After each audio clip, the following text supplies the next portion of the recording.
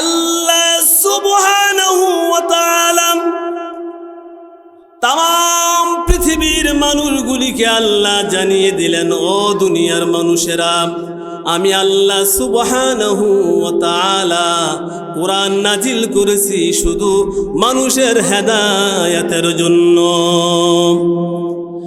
এই কোরআন যদি কেউ তার জীবনে, তার পারিবারিক জীবনে, রাষ্ট্রীয় জীবনে যদি সে কোরআন অনুযায়ী জীবন যাপন করে, আল্লাহ সুবহানাহু ওয়া তাআলা তার জীবনের গুনাহগুলি আল্লাহ মাফ করে দিবেন। আমার মুসলমান ইমানদার, আল্লাহ সুবহানাহু ওয়া তাআলা কুরআনুল কারীমের ভিতরে মানুষগুলিকে আল্লাহ জানিয়ে দিলেন, ও দুনিয়ার মানুষেরা, ওয়ামা তাসকুতু মিন ওয়ারাকাতিন ইল্লা ইয়ালামুহা ওয়ালা হাববাতিন ফি যুলুমাতিল আরদি ওয়ালা রাতবিন ওয়ালা ইয়াবিসিন ইল্লা ফি কিতাবিম মুবিন। আল্লাহ বলেন, বান্দারি, গভীর জঙ্গলের ভিতরে, অরণ্যর ভিতরে, গভীর সাগরের ভিতরে, বান্দা মাটির অন্ধকার নিচে কি হয়, আমি আল্লাহ হওয়ার আগে আমি রব তা জানতে পারি। বলেন সুবহানাল্লাহ। বান্দারি, তুমি যদি আমার কাছে যদি বান্দা তুমি যদি তওবা করতে পারো, বান্দারে আমি কথা দিলাম, আমি আল্লাহ সুবহানাহু ওয়া তাআলা তোমার গুনাহগুলিকে আমি আল্লাহ মাফ করে দিব। ও মুসলমান ইমানদার, আল্লাহ এই কুরআনুল কারীমের ভিতরে আমার নবী, বিশ্ব নবী, হাবিবে কিবরিয়া মুহাম্মাদুর রাসূলুল্লাহ সাল্লাল্লাহু আলাইহি সাল্লামকে আল্লাহ বলে দিলেন, ইয়া আইয়ুহাল্লাযীনা আমানু তুবু ইলাল্লাহি তাওবাতান নাসুহা। বান্দারি, তুমি যদি তওবায়ে নাসুহা করতে পারো, বান্দা তুমি যদি খালেস নিয়তে তোমার গুনাহগুলি সামনে রেখে বান্দা তুমি যদি তওবা করো, গভীর রজনী হয়ে গেছে, এ বান্দা কেউ দেখে না, বান্দা বাবাও দেখে না, মাও দেখে না, এ বান্দা দুনিয়ার কেউ দেখে না, কিন্তু আমার জাহান্নামের ভয়ে, বান্দা আমার জাহান্নামের ভয়ে তুমি তওবা করেছ, আমি আল্লাহ সুবহানাহু ওয়া তাআলা তোমার গুনাহগুলিকে আমি আল্লাহ মাফ করে দিলাম। আমার মুসলমান ভাইরা, আল্লাহর নবী বিশ্ব নবী মুহাম্মাদুর রাসূলুল্লাহ সাল্লাল্লাহু আলাইহি সাল্লামের জামানার ভিতরে মুসলমান আমি কি বলতে চাই, ও মুসলমান বাবাজিরা, ও পর্দার অন্তরালের মা বোনেরা, আমার দিকে মনটা নিয়ে আসেন। আমি আপনাকে কি বুঝাইতে চাই, ও মুসলমান, আমি বয়ান করলাম, আপনার কান মজা পাইল, আপনার অন্তর মজা পাইল, আপনার কলিজা মজা পাইল, না না না না না না, মজা দেওয়ার জন্য বয়ান করলাম না। মুসলমান, ঘটনাটা শুনবেন আর নিজের জীবনের সঙ্গে তা ফিটিং করে ফেলবেন। আমার মুসলমান ভাইরা, আল্লাহর নবী বিশ্ব নবী মুহাম্মাদুর রাসূলুল্লাহ সাল্লাল্লাহু আলাইহি সাল্লামের দরবারে একজন মহিলা চলে এসেছে। আমার নবীজিকে বলল, ইয়া রাসূলুল্লাহ, ইয়া হাবিবাল্লাহ, আমি তো জিনা করেছি। আমার নবীজি বললেন, তুমি কি বলতে চাও? তুমি পরিষ্কার করে বলো। এবার মহিলা বলল, ইয়া রাসূলুল্লাহ, আমি তো যুবকের সঙ্গে জিনা করে ফেলেছি। আমার নবীজি বললেন, না রে মহিলা, এটা হতে পারে না, আর 7জন সাক্ষ্য লাগবে। আল্লাহর নবীকে ওই মহিলা বলল, ইয়া রাসূলুল্লাহ, ইয়া হাবিবাল্লাহ, আমি দুনিয়ার কেউ জানুক আর না জানুক, কিন্তু আমি জিনা করেছি, এটাই সত্য। আমার নবীজিকে বললেন, ইয়া রাসূলুল্লাহ, ইয়া হাবিবাল্লাহ, আমি জিনা করেছি, এই জিনার গুনাহ থেকে আমাকে মুক্ত করে এরপরে আমি কবরে যেতে চাই। আমার মুসলমান ভাইরা, আল্লাহর নবী মুহাম্মাদুর রাসূলুল্লাহ সাল্লাল্লাহু আলাইহি সাল্লাম বলেন, মহিলা রে, তুমি যে জিনা করেছো, তোমার পেটের ভিতরে কি বাচ্চা চলে এসেছে? ওই মহিলা ডাক দিয়া বলল, ইয়া রাসূলুল্লাহ, ইয়া হাবিবাল্লাহ, আমি জিনা করার কারণে আমার পেটের ভিতরে বাচ্চা চলে এসেছে। আমার নবীজি বললেন, ও মহিলা, যাও, তুমি চলে যাও। যখন তোমার বাচ্চা প্রসব হবে তখন তুমি আমার কাছে আসবা। এই মহিলাটা বাচ্চা যখন প্রসব হলো, আল্লাহর নবী মুহাম্মাদুর রাসূলুল্লাহ সাল্লাল্লাহু আলাইহি সাল্লামের কাছে চলে এসেছে। আমার নবীজিকে বলল, নবীজি, আমার বাচ্চা প্রসব হয়ে গেছে।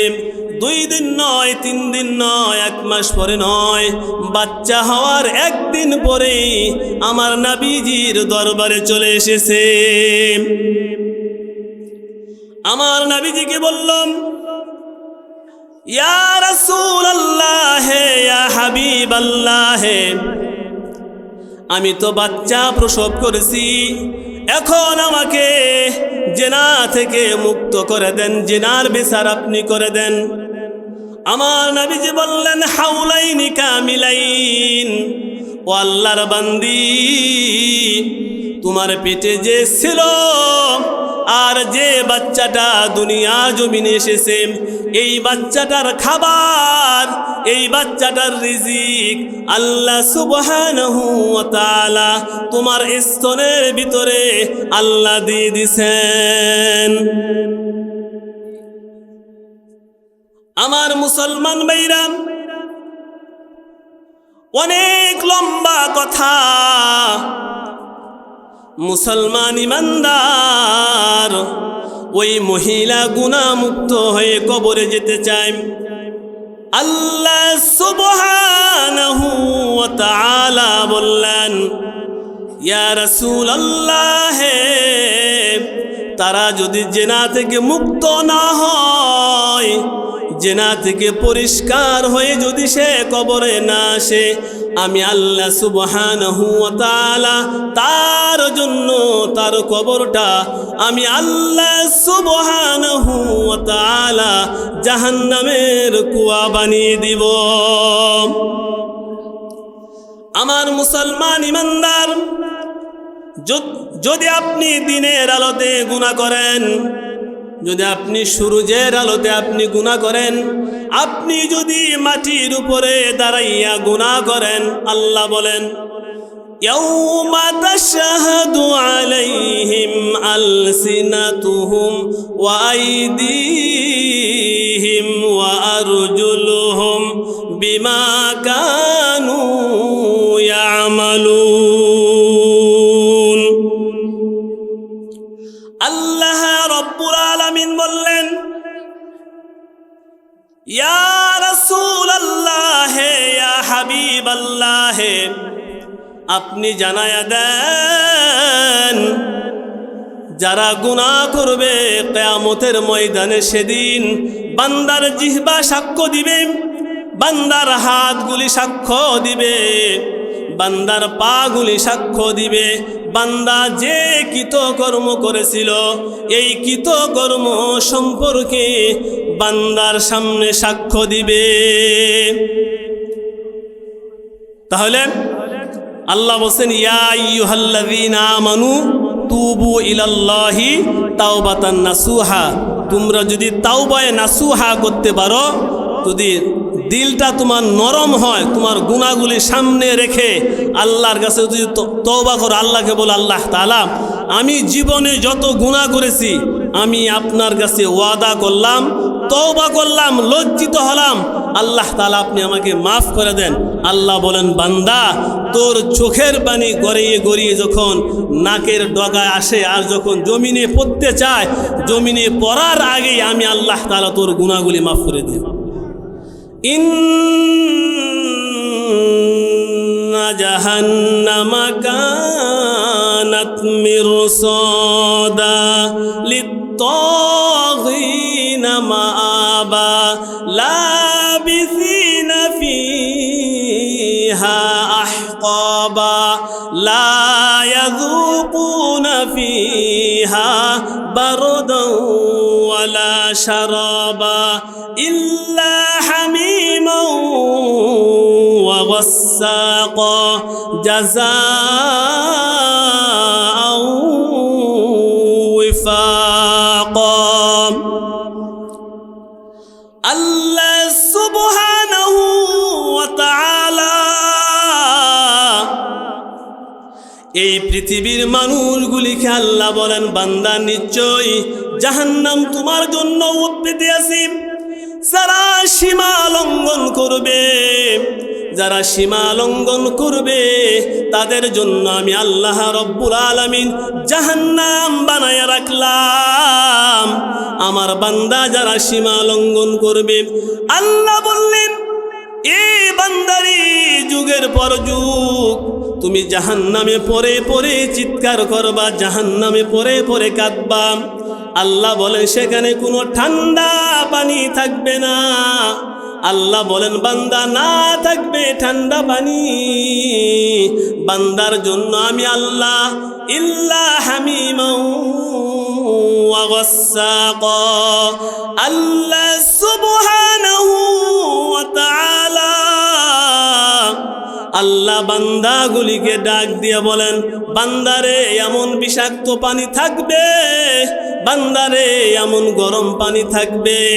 আল্লাহ বলেন, এই পানিগুলি তোমার জন্য আমি আল্লাহ আপ্যায়নের ব্যবস্থা করেছি।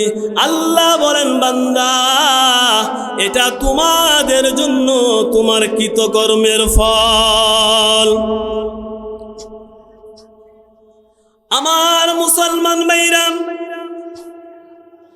আমি যেটা আপনাকে বুঝাইতে চেয়েছিলাম, আল্লাহর নবী বিশ্ব নবীর দরবারে যখন মহিলাটা চলে আসলেন বাচ্চা হওয়ার পরে, এবার নবীজিকে বললেন, নবীজি আপনি আমাকে মুক্ত করে দেন, আমি জিনার গুনাহ নিয়া দুনিয়া থেকে বিদায় হতে চাই না। আমার নবীজি বললেন, মহিলা যাও, তুমি চলে যাও। এবার যখন মহিলা বলে, ইয়া রাসূলুল্লাহ, ইয়া হাবিবাল্লাহ, আমি যে বাঁচবো এর কি গ্যারান্টি আছে? আল্লাহর নবী মুহাম্মদুর রাসূলুল্লাহ সাল্লাল্লাহু আলাইহি সাল্লাম বললেন, এই মহিলা যাও, তুমি চলে যাও। তোমার বাচ্চাটা যখন বড় হবে তোমার বাচ্চাটা যখন বাহিরের খাবার খেতে পারবে, যখন তোমার বাচ্চাটা হাঁটতে পারবে, যখন তোমার প্রয়োজন পড়বে না, তখন তুমি আমার কাছে আসবা। মুসলমান ইমানদার, আমার নবীজি হাদিস শরীফের ভিতরে বলেছেন, এবার মহিলাটা 6 মাস পরে যখন আল্লাহ নবীর কাছে ওই মহিলা যখন আসতেছিল, ওই মহিলা তার বাচ্চার হাতে একটা রুটি দিয়েছে আর বাচ্চাকে জমিনে নামায়া দিয়েছে। বাচ্চাকে হাঁটায়া হাঁটায়া বিশ্ব নবীদের দরবারে যখন আসতেছিলেন, আমার নবীজি তাকায়া তাকায়া দেখতেছিলেন। আমার নবীকে বুঝাইলেন, ইয়া রাসূলুল্লাহ, ইয়া হাবিবাল্লাহ, আমি মার এখন প্রয়োজন নাই, আমি মার এখন প্রয়োজন নাই। আমার বাচ্চা এখন হাঁটতে পারে, আমার বাচ্চা এখন বাহিরের খাবার খাইতে পারে। এখন আমার মতো পাপী মা, আমার মতো জিনাকারিনী মা আর প্রয়োজন নাই। আমার নবীজি দৃশ্যগুলি দেখতেছিলেন। আমার নবীজি মুহাম্মাদুর রাসূলুল্লাহ সাল্লাল্লাহু আলাইহি সাল্লামের কাছে ওই মহিলা চলে আসলো। আমার নবীকে বলল, ইয়া রাসূলুল্লাহ, আমি আমার বাচ্চাকে নিয়ে এসেছি, আমার বাচ্চাটা এখন বাহিরের খাবার খেতে পারে। দেখেন না, আমার বাচ্চাটা রুটি চিবায়া চিবায়া খাইতে পারে। আমার নবীজি তার চক্ষু মুবারক দিয়া ঝর্ণার মতো পানি পড়ে। আমার নবীজি বললেন, ও মহিলা, আমার বুকের ভিতরে তোমার সন্তানটা দাও।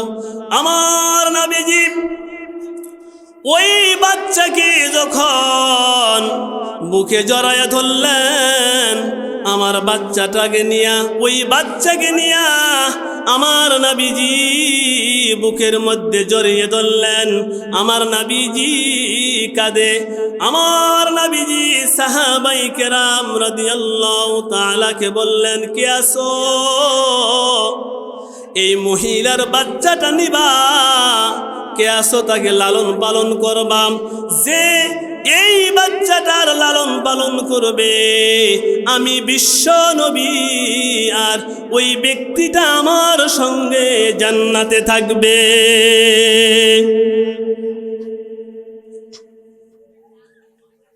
আমার মুসলমান ভাইরা, আল্লাহর নবীজি সাহাবাই কেরাম রাদিয়াল্লাহু তাআলাকে বললেন, যাও মরুর প্রান্তরে চলে যাও। মরুর প্রান্তরে গিয়া এই মহিলার জন্য একটা গর্ত খনন করম।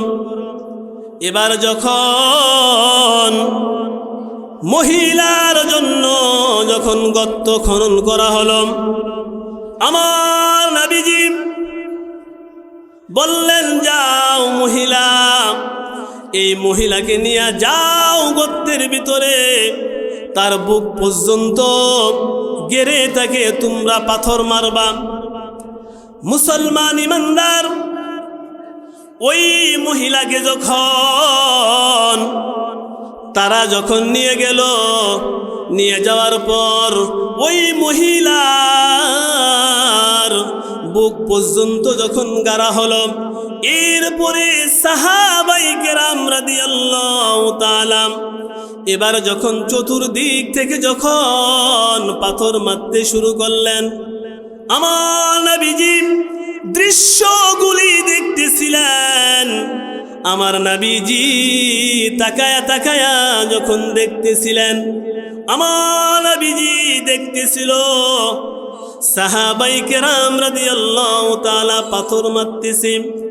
একজন সাহাবী একটা বড় পাথর নিয়া ওই মহিলাকে এত জোরে ঢিল মেরেছে, ওই মহিলার মাথা যখন ফেটে গেল, ফিঙ্কি দিয়া ওই মহিলা মাথার রক্ত যখন তার জামার ভিতরে পড়ে গেল, ওই সাহাবী যখন নাক ছিটকাইতেছিল আর জামাটা যাতে শুরু করলো, আহারে একজন জিনাকারিনী নারীর রক্ত আমার গায়ে লেগে গেছে, এটা এর চাইতে মন্দ আর কি হতে পারে। আমার নবীজি কথাগুলি শুনে ফেললেন। আমার নবীজি সাল্লাল্লাহু আলাইহি সাল্লাম বললেন, এ সাহাবী, দুনিয়ার কেউ দেখে নাই, কিন্তু আমার বান্দি, আমার সাহাবী জাহান্নামের ভয়ে, কবরের ভয়ে, হাসরের ভয়ে, মিজানের ভয়ে আমার বান্দি শতবার সেজদার ভিতরে পড়ে পড়ে কেঁদেছিল, আর আমার রব রব্বুল আলামিনের দরবারে অসংখ্যবার তওবা করেছে। মুসলমান ইমানদার, আল্লাহর নবীজি আকাশের দিকে যখন তাকাইতে শুরু করলেন, আমার নবীজি দেখলেন হযরতে জিবরাইল আলাইহিস সালাতু ওয়াস সালাম চলে এসেছে। সাহাবায়ে কেরাম রাদিয়াল্লাহু তাআলা বুঝতে পারলেন, সাহাবায়ে কেরাম ধৈর্য ধারণ করলেন, তারা অপেক্ষায় রইলেন। আমার নবীজি বিশ্ব নবী মুহাম্মদুর রাসূলুল্লাহ সাল্লাল্লাহু আলাইহি সাল্লাম বললেন, আল্লাহর প্রেরিত ফেরেশতা হযরতে জিবরাইল আলাইহিস সালাতু ওয়াস সালাম বলতে লাগলেন, ইয়া রাসূলুল্লাহ, আপনার এই সাহাবী আল্লাহর বান্দিকে যখন আপনার সাহাবায়ে কেরাম রাদিয়াল্লাহু তাআলা যখন পাথর মারতে শুরু করলেন, আল্লাহর বান্দি ওইখানের ভিতরে আমার রব্বুল আলামিনকে বলেছিল, গো আল্লাহ, আয় আল্লাহ, আমি গুনাহ করেছি, এই গুনাহ মুক্ত হয়ে আমি কবরে যেতে চাই। হযরত জিবরাইল আলাইহিস সালাতু ওয়াস সালাম বললেন, ইয়া রাসূলুল্লাহ, ইয়া হাবিবাল্লাহ, আল্লাহ সুবহানাহু ওয়া তাআলা এই বান্দির গুনাহগুলি আল্লাহ মাফ করে দিয়েছেন। ইন্নাল্লাহা লা ইয়াগফিরু আন ইউশরাকা বিহি ওয়া ইয়াগফিরু মা দুনা যালিকা লিমান ইয়াশা। আল্লাহ সুবহানাহু ওয়া তাআলা আল্লাহ বললেন, বান্দারি, তুমি যদি শিরিক না করো, শিরিক ব্যতীত বান্দা তোমার যত গুনাহ আছে আমি আল্লাহ সুবহানাহু ওয়া তাআলা তোমার গুনাহগুলিকে আমি আল্লাহ মাফ করে দিলাম। ও যুবক ভাইরাম,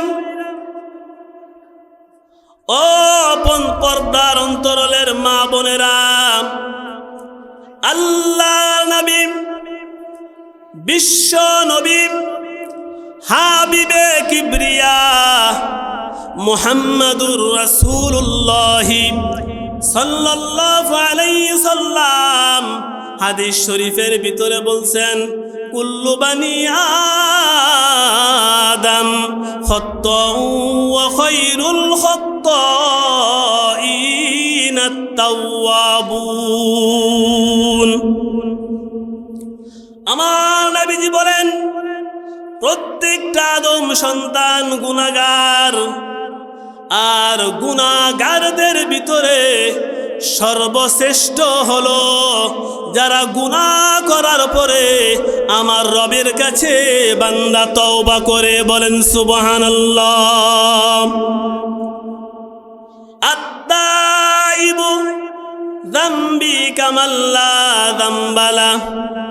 আমার নবীজি বলেন, আমার উম্মত যখন গুনাহ করবে, আমার উম্মত যখন গুনাহ করবে, আমার উম্মত যখন তওবা করবে, আল্লাহ সুবহানাহু ওয়া তাআলা বলেন ওই বান্দা তওবা করলো, তওবা করার পরে বান্দা আমার দিকে ফিরে আসলো। পৃথিবীর জমিনে কেবলমাত্র সবে মাত্র একটা বাচ্চা জন্মগ্রহণ করলে যেই রকম তার গুনাহ থাকে না, আল্লাহ নবীজি বলেন ওই ব্যক্তিকে, তওবাকারী ব্যক্তিকে আল্লাহ বেগুনাহ মাসুম ব্যক্তি বানায়া দেন। বলেন সুবহানাল্লাহ।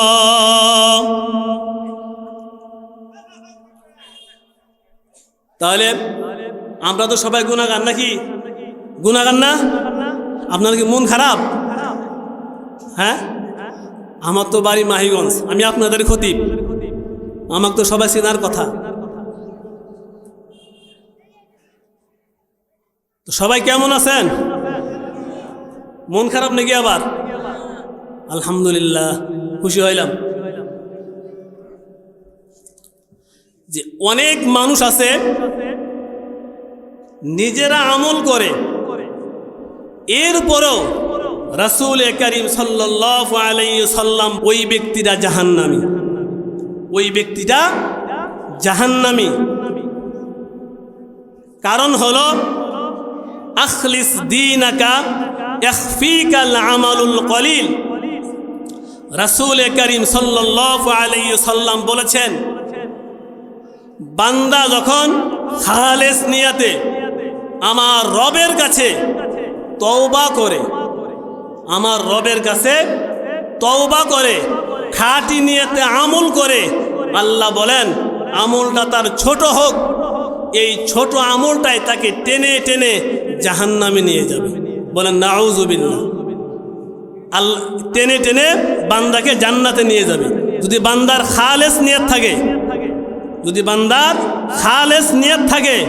আর যদি আমলটা ছোট হয়, এই ছোট্ট আমলটি বান্দাকে টেনে টেনে জান্নাত পর্যন্ত আল্লাহ পৌঁছায় দেবে। বলুন সুবহানাল্লাহ।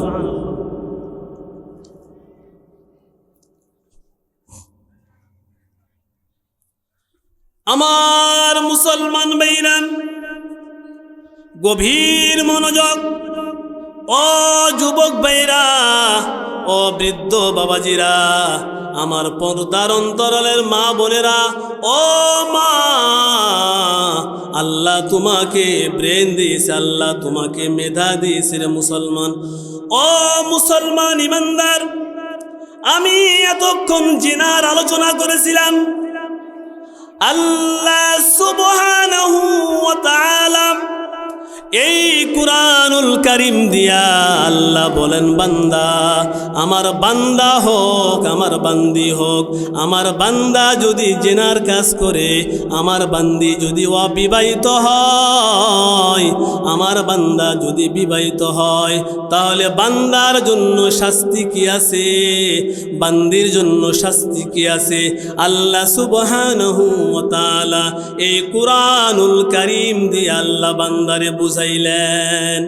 আল্লাহ বলেন, ইয়া আইয়ুহাল ইনসানু মা গররাকা বিরাব্বিকাল কারীম। বান্দারে তোমারে কিসে ধরল?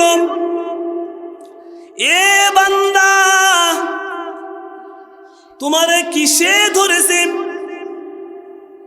আমার শরণ থেকে, আমার নামাজ থেকে, আমার তসবিহ তাহলিল থেকে বান্দারে কে তোরে আমার থেকে দূরে সরায়া দিছে? ও মুসলমান ইমানদার, এই বর্তমান যুগে নারী পুরুষের ভিতরে পরকীয়া এতই বেড়ে গেছে। মুসলমান ইমানদার, ছোট্ট একটা কথা বলে আমি আপনাদের কাছ থেকে বিদায় নিয়ে চলে যাব। মুসলমান ইমানদার, বর্তমানে ভার্সিটির ভিতরে ছেলে এবং মেয়ের ভিতরে এমন অবৈধ ভালোবাসা জন্মে গেছে মুসলমান ইমানদার, তাদের দেহ পর্যন্ত ছেলেরা ভোগ করে খায়। আর ওই মেয়েগুলি মনে করে, ও বোন আমি তোমাকে বলতেছি, আল্লাহ সুবহানাহু ওয়া তাআলা বলেন, কোন জেনাকার নারী, কোন ব্যভিচারিণী নারী, কোন জেনাকার পুরুষ, কোন জেনাকার পুরুষ নেককার বিবি কখনোই পাইতে পারে না। আর জেনাকার নারী কখনোই নেককার ইন্টেক স্বামী পাইতে পারে না। আল্লাহ মোমেনদের জন্য জেনাকারিনী নারী আল্লাহ হারাম করে দিছেন।